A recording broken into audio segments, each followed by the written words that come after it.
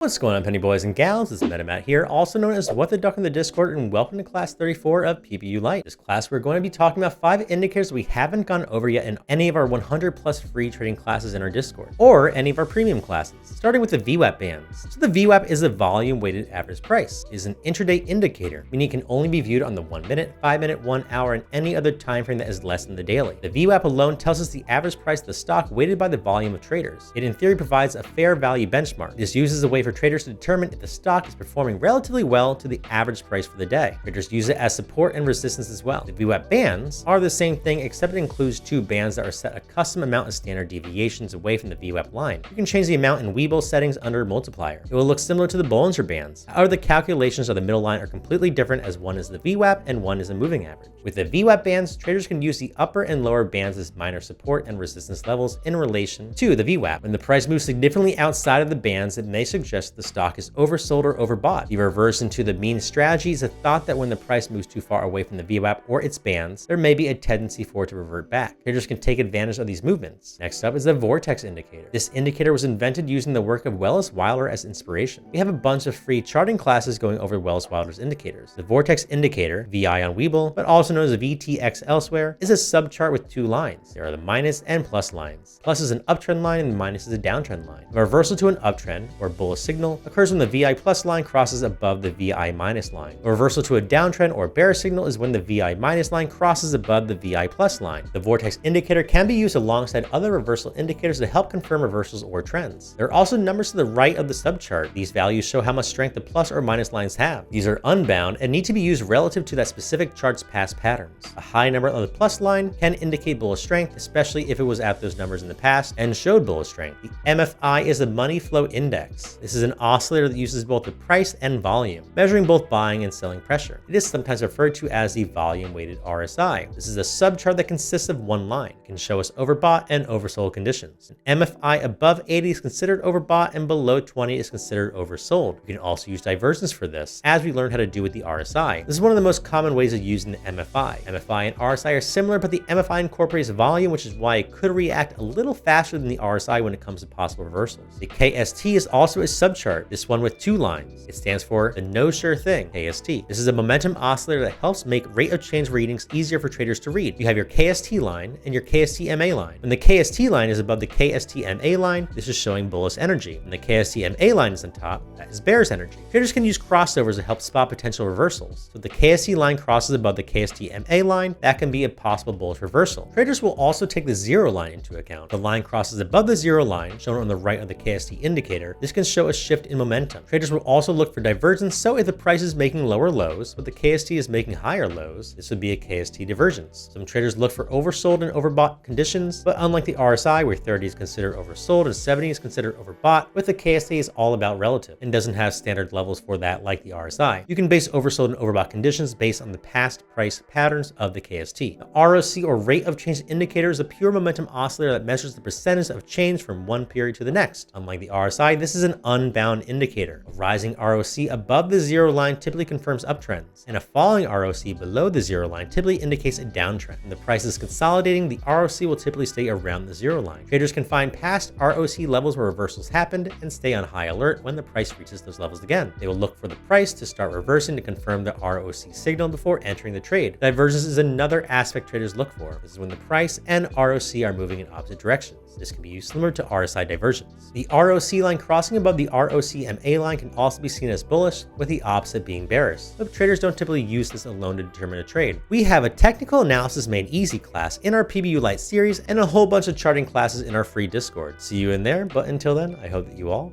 make some bread.